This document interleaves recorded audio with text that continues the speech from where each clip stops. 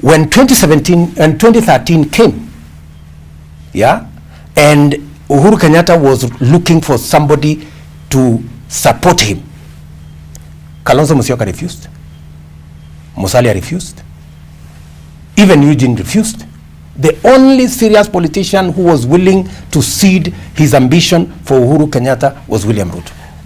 The arrival of Raila Odinga. And you see, yes. So if you are talking about respect, surely, if there is one person who has supported Uhuru Kenyatta at every turn, the only people who maybe have done more for Uhuru Kenyatta in terms of political issues is maybe Margaret, his wife, who supports him, and members of his family. There is no politician who has supported Uhuru Kenyatta more than myself. Again, I'll go back to this. And so all these shenanigans and stories being peddled by people who are insulting Uhuru Kenyatta the other day with calling him all manner of names, you know, calling him all manner of names. Today, they want to give me a lecture on how to relate to supporting Uhuru Kenyatta.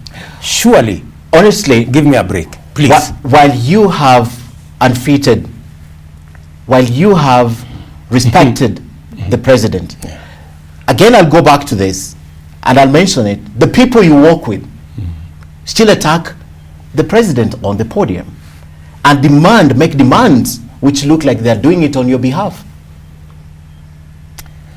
You see, again, you are going to people and allies. And these are not babies. They are not my employees. These are people who you... Why don't you stop them, Deputy President? When you, Ken Michungu, yes, can deal with them. Why don't you stop them? And you see, yes, this is the narrative that has been sold. Yeah? That is being sold by the media. Oh, you know, these people don't respect Uhuru Kenyatta. But we don't put words in their mouth, Your Excellency. They speak. The president. They speak. Let me tell you, if there is respect, if there is loyalty that must be displayed, there is nobody who has displayed loyalty to Uhuru Kenyatta and respect for His Excellency better than myself. And for your information, yes, being a Christian myself, I know very well that Uhuru Kenyatta is not president by mistake or by default. President Uhuru Kenyatta is president today because God has ordained so. Why would you stop these people, Deputy President? I have a duty to make sure that I respect the president, I am loyal to the president. Your Excellency, that's not in dispute. My question is, you speak last. These are the people. Yes, I will not speak about them. These are the people. You speak last. Why don't you go and ask them? You speak last. Why don't you correct them?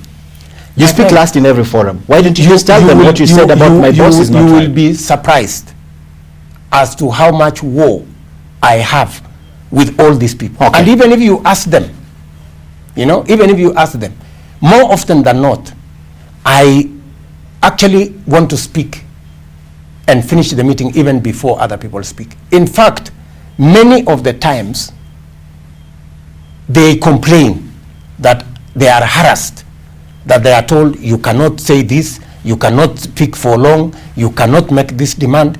I have gone out of my way.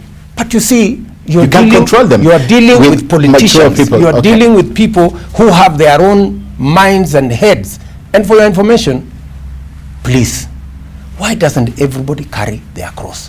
Which is true, but I'm asking you in that spirit, of respect, and you carry the cross. You're the senior most politician in the Jubilee government after President Uhuru Kenyatta. Correct. In terms of rank. Correct. Because you speak last, and this is the last time I'm asking you this question, and you say they don't listen to you, would you stop working with them? Because the crowd that is always behind you is the same crowd all over. Let me tell you, my friend, more often than not, maybe you think, you know, there is this narrative that William Ruto is working with this, is going around with this person, William Ruto is paying money. In fact, I've heard those stories, paying this one to come to this meeting, paying this one to come to this meeting.